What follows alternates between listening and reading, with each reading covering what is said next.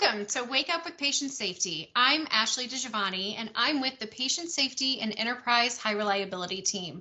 I'm so happy you decided to wake up and join us today.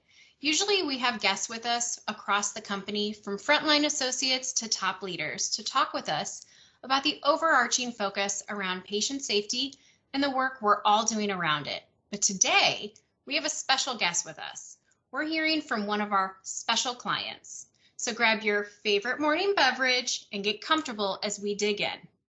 I'm so excited to introduce our guest, Dr. Diego Ize-Ludlow, today from our client, Intermountain. He's here to talk to us about how they use the EHR as a tool for care and why the reliability of the tool matters so much for patient safety. He's going to discuss some great examples of times where it has and hasn't worked so well and what they have learned from it, along with how they are using it as a daily huddle system and how those tiered huddles help with patient safety. Thank you so much for joining us today. I'm very excited to talk with you today and for you to give us the perspective from the client, especially because I came from the client side of things. And before joining Cerner, I just think it's so great to talk to another client. And I think that us here at Cerner can really learn a lot from hearing the perspective of clients and that voice from the clients and see how we can adapt it into our way of work. So to start us off, can you tell us a little bit about yourself and how patient safety became such a big focus for you? And also, how would you like me to address you? Hi, Ashley. Please use Diego. My name is quite complicated, my last name, so don't worry. Diego works really, really well. Thank you for having me here. It's a pleasure to do this with you and share our experience with you and the Cerner Associates. A little bit about me. I'm a pediatric endocrinologist by clinical background, and I'm actually from Mexico. So it's a little bit of a different perspective for things. And I've been doing clinical informatics now for quite a bit of time. And what drove me to it was the ability that we can have by using technology to making it easy to do the right thing for patients and communities. If you think about it, the power that the technology that we're responsible for is humongous, right? We can do a lot of really good things, but for it to actually be trusted by our caregivers and our patients, it needs to work really well. So that took me from the tactical of let's use technology to improve care very rapidly into it has to be safe and reliable for us to have the level of trust and impact that we have. Because if you think about it, the systems we're responsible for are the number one tool that caregivers in the front line of care use. It's the system that allows them to make the good decisions, the new habits we want them to have sustainable, because that's the tool they use every single day. I couldn't agree more. I remember when I first started with healthcare, this was, I may look like a baby, but it was 14 years ago. Actually, it was 20 years ago, but it was paper charts, and it's come such a long way. And you got to make sure that technology is great, but you have to make sure that it continues to be safe for patients. Even how great it is, you got to continue to make sure that it stays safe. So everything you said, I completely agree. For Intermountain, can you tell us in general about the focus of high reliability and safety and the general why behind your message? Of course. If you think about our mission as an organization, it is to help people live the healthiest lives possible, and to be a model health system and deliver extraordinary care and at affordable cost, right? That's a lot of really good things. And for us to be able to do that across the Intermountain West and the regions we serve, we need to have the right tools to do that. And for us, one of the key things is that those tools now extend to everybody involved. It's not just inside of Intermountain. Each Intermountain caregiver providing care to a patient is supported by a chain of people and a chain of systems and organizations.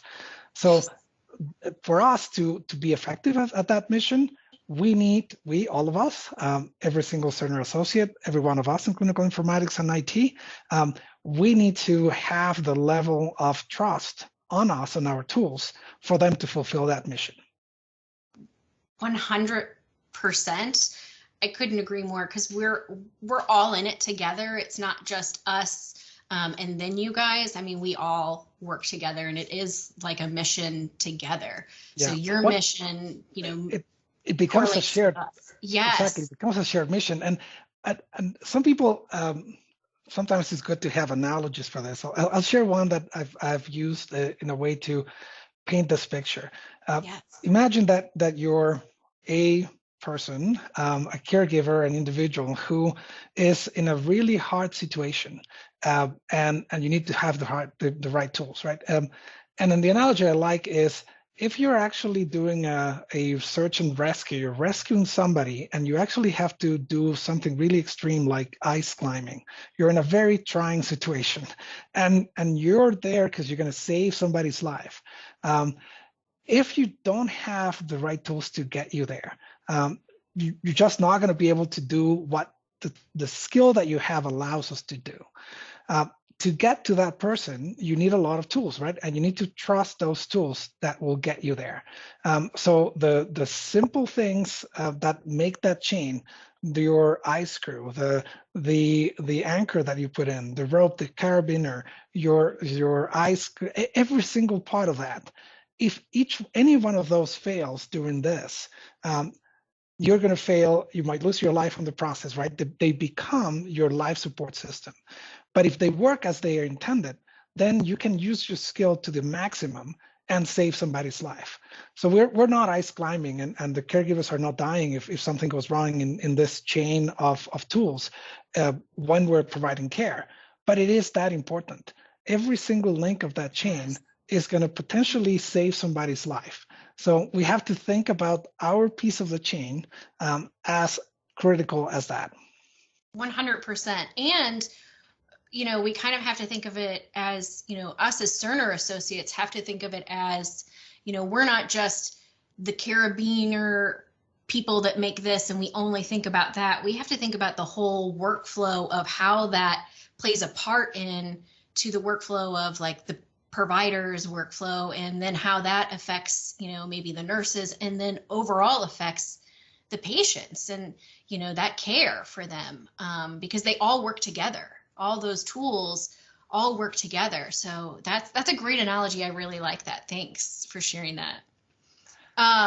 So I believe you guys have, you have safety moments, and you start meetings with these, right?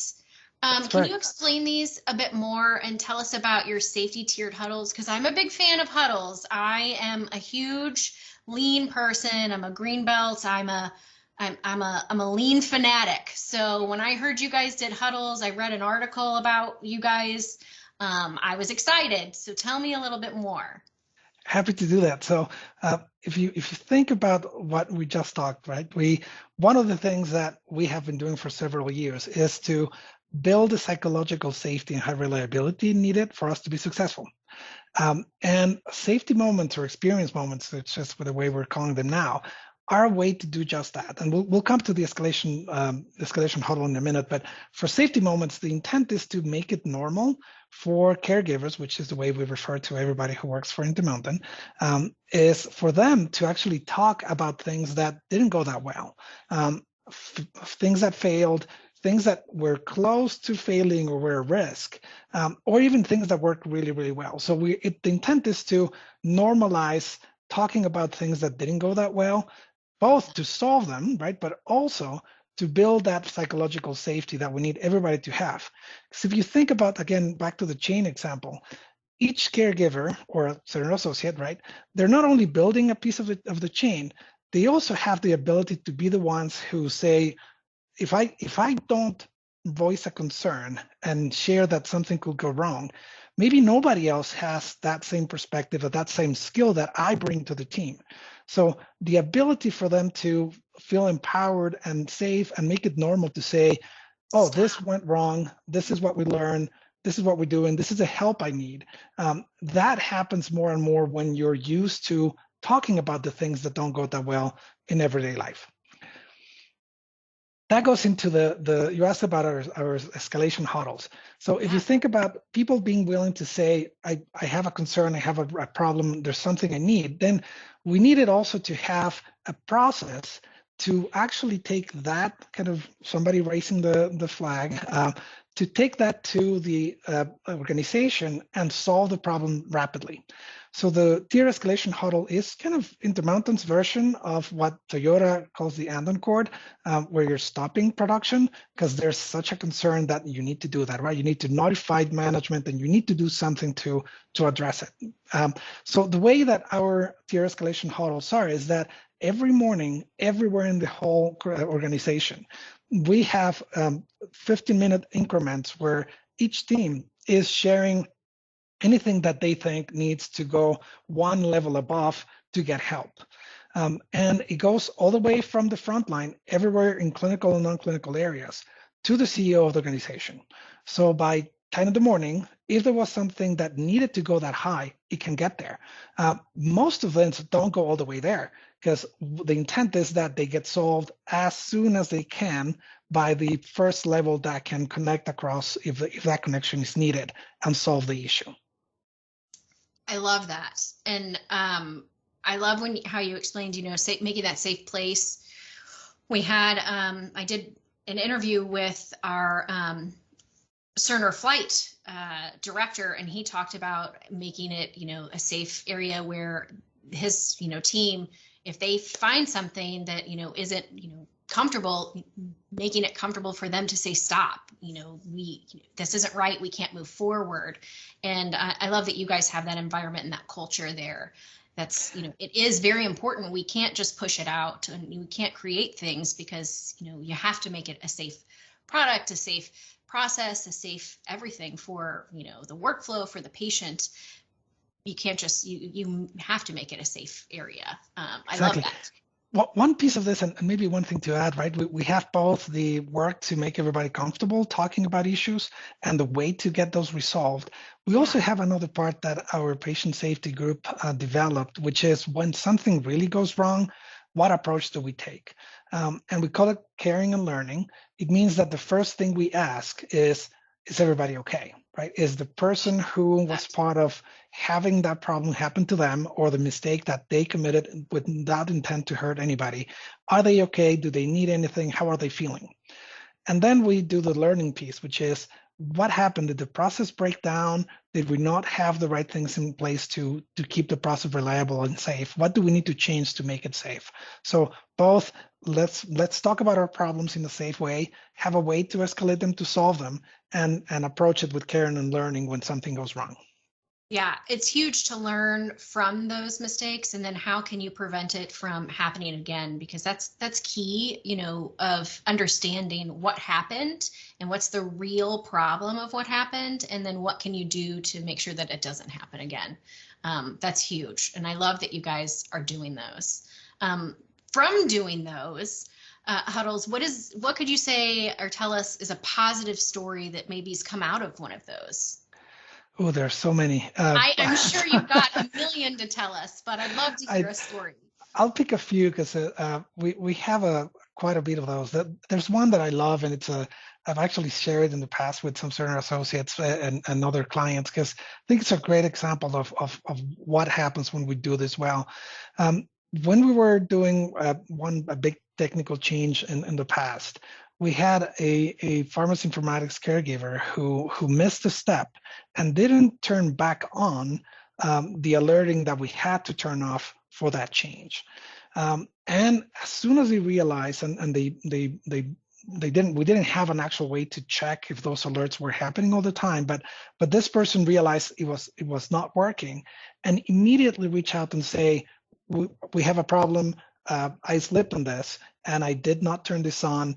And very rapidly, the whole team got back, put it back in place. We checked, make sure there was no harm to anybody.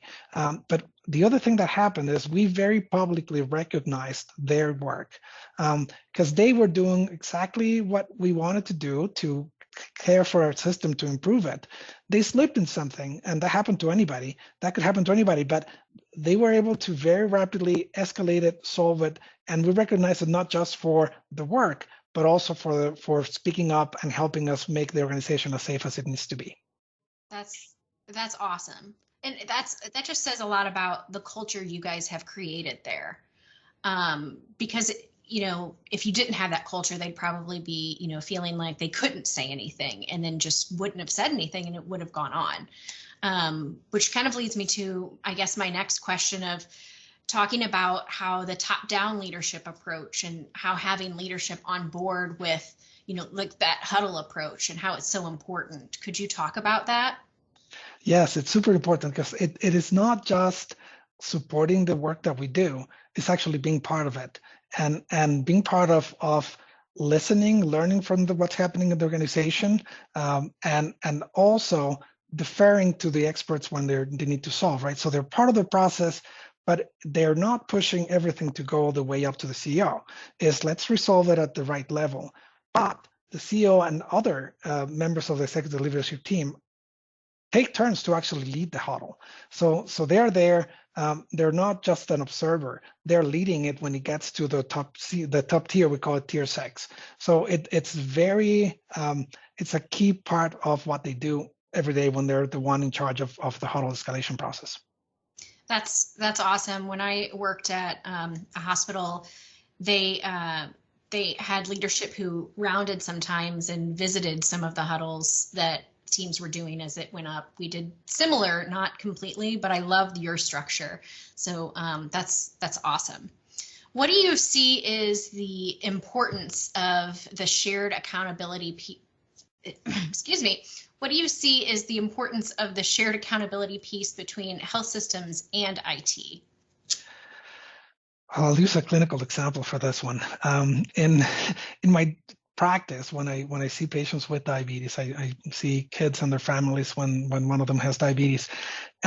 Long ago, we transitioned from having a very provider-centric model to having a team-based approach. And in diabetes care in pediatrics, that involves, of course, the patient, their family, but it extends beyond that. Their school caregivers, their friends that are supporting them, the diabetes educators in the team, et cetera. Everybody in the team plays a role in this. If you think about that in the context of health IT, we also have transitioned to a way of approaching healthcare that is not just purely the health system or the physician in the clinic or the healthcare provider in any other settings. We function as a team. And just like the ice climbing rescue we talked about in the past, right? Each one of us is a link of that chain, and it's across organizations. We have to then be responsible together for the care that we deliver. And I'm very purposely saying we, because Cerner associates are delivering care through their tools. So 100%. We're all part of that. We all bring us a key skill set and a addition, something that adds value, adds efficiency, adds good experience, adds safety to the provision of care. So in order to do that, we need to all be responsible for our part of this and be also responsible for the overall. We need to be talking about what we need to coordinate, that we need to make better together. So it is truly, we are sharing the care and we're sharing the responsibility and we're sharing the improvement. So it is truly key for us to not be in our little silo, but to be partners on this, because that's the way healthcare is actually being delivered. I agree. It doesn't matter if you're an engineer, because sometimes we hear that, from engineers that, they don't really play a part towards the, patients and stuff, but they do play such a huge part. They may not be clinical, but everything that they're engineering plays such a huge part, downstream towards, the patient overall, to what they're building, to what the doctor touches, to what is correlating to that care. Exactly. And, it is a shared accountability piece. Yeah. And they, many times, and we see this here with our technical caregivers, right, is they many times have the exact perspective and skill to know that something is too risky to move forward. If they are not speaking up, nobody else is going to notice it until it might hurt a patient. Exactly. So they do play an integral part of this. 100%. And, if you think about too, now, especially with the pandemic, you've got telehealth and everything too. So, I mean, so many things are even becoming more technical. And engineers, even play such an even bigger part, and technology is becoming even bigger with healthcare every day. So we're even becoming even more entwined as partners. So definitely. Yeah, and we haven't talked a lot about the positive things that engineers bring or that technology brings. I just want to mention one thing please. that I think it's an example of how important the role of technology and those of us who are responsible for technology bring.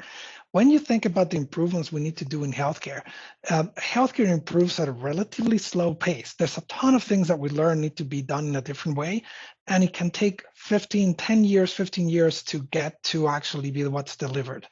We know that when we work together with the clinicians, the technologists, and the translators, the clinical informatics on us, right?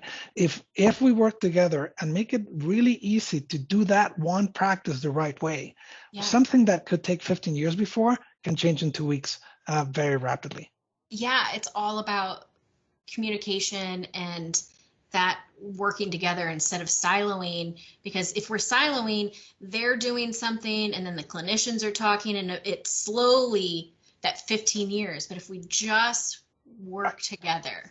Right. If we do, and then we just change their options, we just give them the easy way to do this right practice, they can do that much rapidly and much more consistently than if we're not using technology to support them. 100%, which kind of talks about we really value our partnership with Intermountain, and I know you co-chair the Patient Safety Council with us. What positive changes have you seen come out of this partnership? Happy to talk about that. It's been a really fantastic experience to be part of that group, and to partner with Cerner and with many other clients to make things better. So one of the things that I've loved about the council is the journey that we've gone into to really set the right environment. We were talking about psychological safety earlier. There's a version of psychological safety in organizations too. And we've gotten to the point that the Patient Safety Council is built in a way that the discussions that happen in there, just like what happens in continuous improvement in healthcare, is protective for continuous improvement. So we can tackle really hard problems, risky situations, hard decisions to make as a team, and discuss it openly, because the council is part of a patient safety organization. Big kudos to Eva, who really worked hard on getting that going. And one of the things that have come up is not just discussions. We have collaborated to create a priority list of things to tackle to improve the safe of the Cerner product. Yeah. Eva has done a lot of great work with that, and the things you guys are working on are amazing. And I hear a lot about Intermountain all the time, and about the collaboration that you guys have with Cerner. Everyone just loves Intermountain, so I hear about it all the time. I can tell you one of the fantastic things about the council is that the other clients are fantastic. Some of them, I would say, they might even be ahead of us in their safety culture. But that's part of the collaboration, right? When we get together and share these things openly, everybody benefits. Definitely, because if you've got that seat at the table, and then other people come, then everyone has that voice, right? Everyone gets to share, and we're all collaborating and get to talk about, like, hey, I didn't know that you were doing this. How can I learn from what you've done, right? Or I've got this issue. I have this issue also. How can we work to fix that issue? That's, if we're all working in silos, we all can't learn from each other or help each other with things that are going wrong. And us as Cerner can't learn to and help, with those things that you guys are having issues with also. So we can't learn and make improvements. What do you think Cerner could be better at in regards to listening to the client voice? There's many things, right? I had thoughts before I came to Cerner. That's one of the reasons why I came to Cerner, was I'm going to help them see from a client view. Yes, I can tell you there's many things. That some of those are simple, some of them are hard. One of them I've been happy to hear, which is seeing yourselves as a healthcare company. As we mentioned before, is you're actually delivering healthcare through your tools in partnership with others. So that's a big part. But there's other kind of very specific things that you can work on. There's things like how can you get your Cerner associates who have maybe a very particular responsibility for this chain of care to experience what's happening when their tools are used, to watch them in action, and look at the good and the bad things, the risky, the fantastic ways things are working, and the sometimes creative way that clients use their tools that you might not have thought of, in a good way, in the sense that if we're using it in a different way that you designed the tool for, that brings the tool to be more important, but also it might bring risks that you did not design the tool for. And it just happens in life, right? If you have a great tool that you trust, you start finding ways to use it. And then you can learn from how that tool is used to improve it, to change it, to make it more reliable. That's just one of the ways that you can get there. There's again, many people that we interact from Cerner.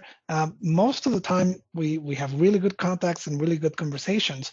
And very few times, though, we talk about or we have people who are more on the engineering side, or they're kind of deeper in the organization.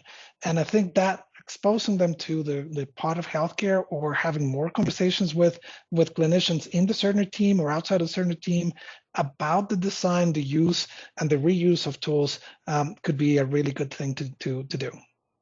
I definitely agree. Kind of also having people to, if they don't already, hiring people with that clinical background, if they don't have that, giving them that, immersive clinical experience, working beside a provider, or being able to view that, so they can understand how it works with a provider, not just seeing, this is how it was built and this is how we expect them to use it, but providers have a workflow.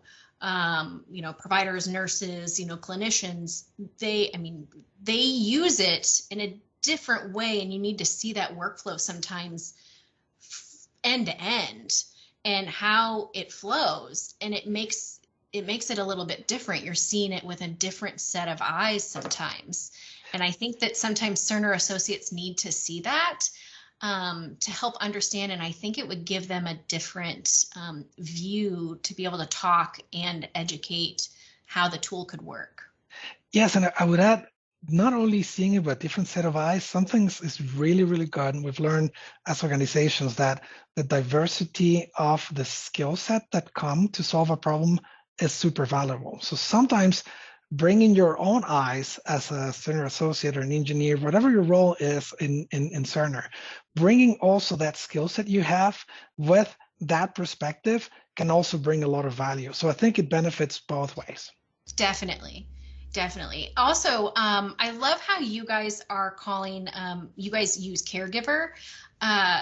Dr. Feinberg, our new CEO, is calling all of our clients now caregivers, and that's what he prefers. And I think it's really awesome, and that you guys are calling yourselves caregivers. And I think it's kind of resonating a little bit, like, because he is a doctor, and I think it's, that caregiver, that health, aspect, and it just was kind of nice. And maybe our associates should start to see and feel that a little bit, of changing their mindset of that way of, we're all working with caregivers, and we all kind of have that same type of aspect of giving that care in a way.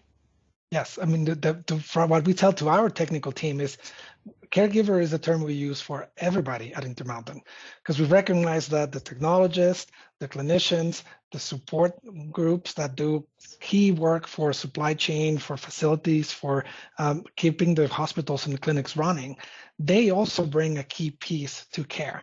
So at the end, we all are caregivers.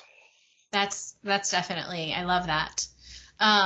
Diego, thank you for everything you guys are doing around patient safety and high reliability. I think that we can learn a lot from what you guys are doing to adapt into our culture. Do you have any parting comments you'd like to end with for our listeners? I would just reiterate something I said at the beginning. We have a great opportunity to make it easier to do the right thing for patients and community. And you're a big part of that. We all have a role there. And I ask you to think about yourselves as a key part of this team. Definitely. Again, we're all partners. We're all in this together. Thanks again, everyone, for joining us today. And make sure to join us next month for our next video podcast. Remember, each month we have new topics, new guests, but always our favorite morning beverage. And don't forget to complete the feedback survey so that we can continue to bring you valuable information.